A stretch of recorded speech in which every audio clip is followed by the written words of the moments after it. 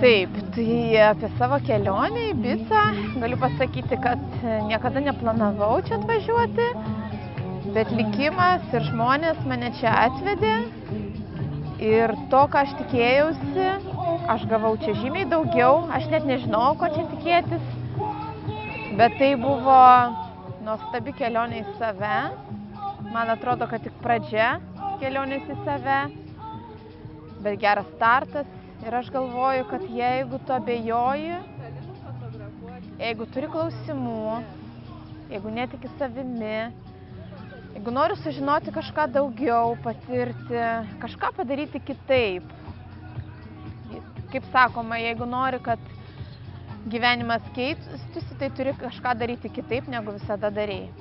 Tai aš tą ir padariau.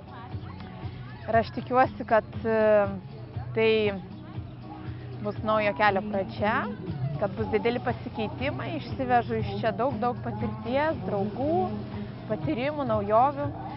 Ir jeigu tau tai įdomu, tikrai atvyk, nepasigailėsi.